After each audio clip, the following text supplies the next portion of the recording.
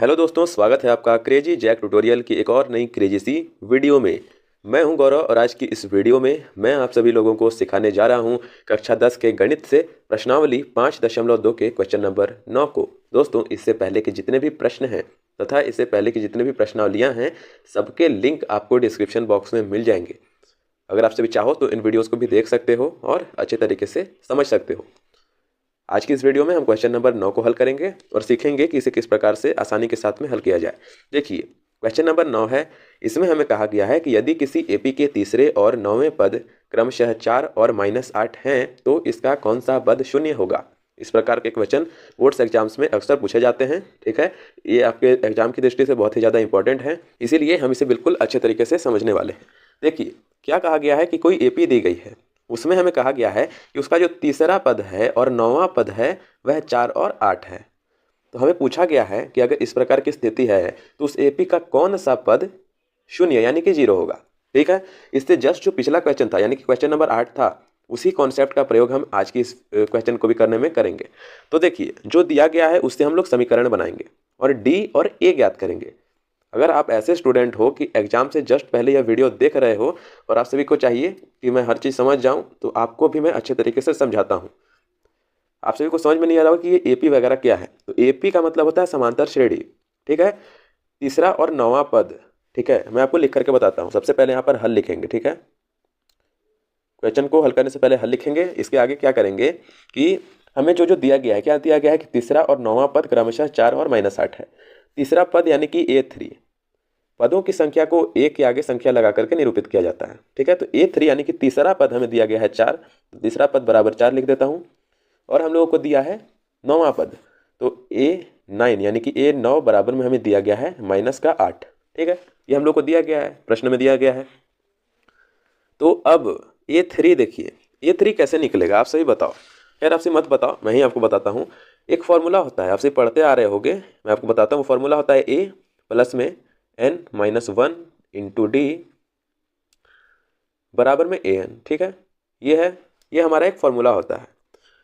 यहाँ पर ये है हमारा प्रथम पद, n है पदों की संख्या, an है मतलब पद कितना है, यानी कि A3 तीसरा है ना, A3 है तो n का मान है 3 और वह पद कितना है, A3 बराबर 4 है, तो an है हमारा 4। इस प्रकार से। ठीक है, तो अब देखिए यहाँ पर सबसे पहले हम लोग डी निकालने की कोशिश करेंगे। डी निकालेंगे समीकरण बनाकर, मैं पेज ऊपर कर देता हूँ। ठीक है, अब देखिए, अब फास्ट सॉल्व करेंगे बिल्कुल समझ समझ करके। ए है, ये हम लोग को नहीं दिया गया है तो ए को एज इट इज रहने देते हैं। प्लस में अब देखिए ब्रैकेट लगा करके एन यानी कि कौन सा पद है, वो A3 है, तीसरे पद के लिए कर रहे हैं तो 3 लिख देंगे। 3 - 1 फॉर्मूले के अनुसार, ब्रैकेट बंद। और डी भी हम लोग ऐसा ही छोड़ देंगे क्योंकि डी हम लोग याद करना है। अब बराबर का निशान लगाएंगे। एन यानी कि वह पद कितना दिया गया है, देखिए A3 4 दिया गया है, 4 लिखेंगे। अब हम लोग ए लिखेंगे प्लस में 3 में से 2 को, 3 में से 1 को घटाया 2 आया। अब 2 को डी से गुना किया, 2D हुआ, तो 2D आ गया और बराबर में आया 4। अब यह जो चीज़ आई इसको हम लोग नाम देंगे समीकरण 1। इसको हम लोग नाम दे देंगे दोस्तों समीकरण नंबर 1। ठीक है, समीकरण 1 हम लोगों ने इसको नाम दे दिया। यही सेम चीज़ हम लोग करेंगे A9 के साथ। तो अब A9 के लिए लिखते हैं हम लोग। A9 के लिए आप चाहते हो एक लाइन लिख भी सकते हो कि A9 के लिए। ठीक है, मैं आपको सीधे बता रहा हूँ। ठीक है, इतना लिखने की भी जरूरत नहीं होती है, आपसे भी बस इस तरीके से समीकरण देते चले जाओगे, कोई दिक्कत नहीं है। तो अब A9 के लिए करते हैं वापस वही फॉर्मूला, A प्लस में n-1 इंटू में डी बराबर में an। इसी फॉर्मूले पर अब A9 के मान रखेंगे।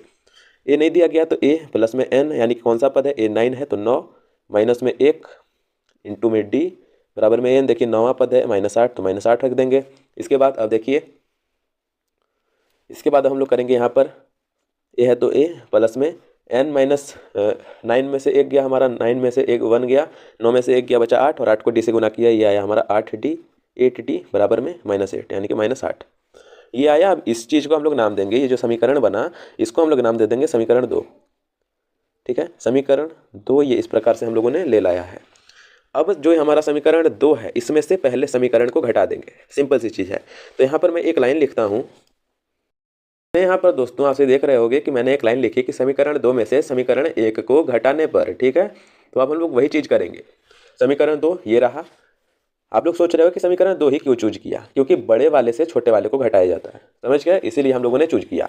तो अब देखिए यहाँ पर आपसे भी देखो ना कि पहले समीकरण में क्या था, 2D था, 4 था, यहाँ पर क्या है 8D है, 8 है। ये वाला ऑब्वियस सी बात है, ये वाला बड़ा लग रहा है इसलिए ऐसे घटा है, समझे। अब देखिए अब क्या करेंगे कि समीकरण 2 लिख देते हैं। समीकरण 2 है हमारा A प्लस में 8D बराबर में -8 है। यही यही दिया गया है। इसमें से हमको घटाना है कि इसको समीकरण 1 को, समीकरण 1 था हमारा A प्लस 2D बराबर में 4 था, ठीक है। अगर आप सभी ने तीसरा चैप्टर पढ़ा है आपके पाठ्य पुस्तक का, NCERT का, ठीक है, तो आपको पता होगा कि जब भी हम लोग इस प्रकार के समीकरणों को घटाते हैं तो इसको विलोपन विधि कहते हैं। और जब पहले समीकरण से दूसरे समीकरण को घटाया जाता है तो ये दूसरे समीकरण का जो मान होता है वो चेंज हो जाता है। यानी कि अभी ये जो A है, मान लो ये एक संख्या है, 1 है, अभी ये प्लस की है, ठीक है, पर घटाने से माइनस हो जाएगी, मतलब इससे इसको माइनस करना है। अभी 8 है, ये 2 प्लस का है, यहाँ हम लोग माइनस करेंगे, यानी कि 8 में से 2 घटाना है।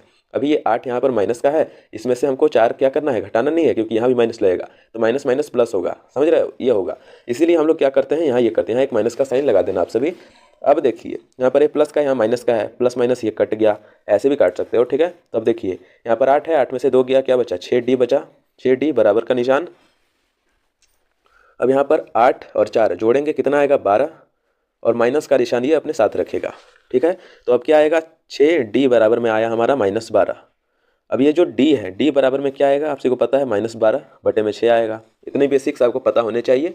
नहीं पता है तो तीसरे चैप्टर की भी लिंक जो है वो डिस्क्रिप्शन बॉक्स में है, आपसे भी तीसरे चैप्टर को जरूर से देख लेना, वहाँ से पूरा बेसिक्स क्लियर हो जाता है, दूसरा और तीसरा चैप्टर, ठीक है।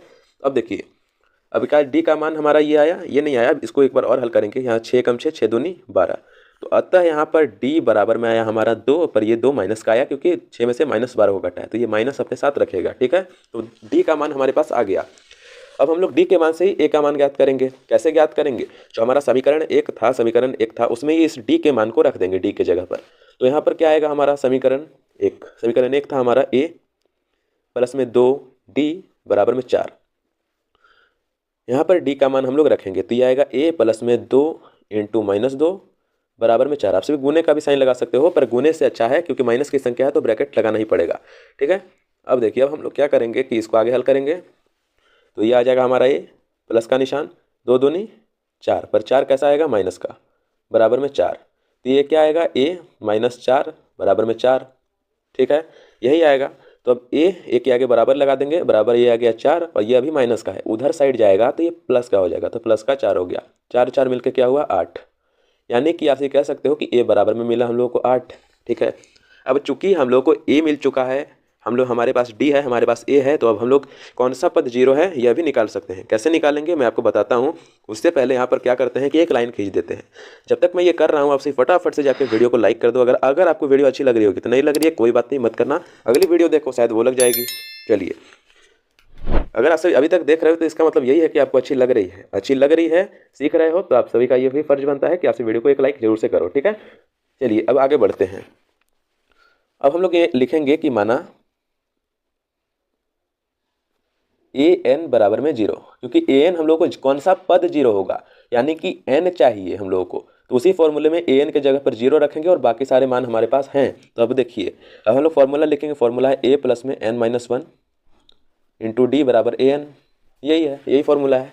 तो अब यहाँ पर a के जगह पर a का मान है हमारा 8, प्लस में n हम लोग याद करना है तो n-1 इंटू D का मान हम लोगों ने निकाला -2, तो -2, माइनस की संख्या को हमेशा ब्रैकेट में रखा जाता है, बराबर में an है हमारा 0, यानी कि 0।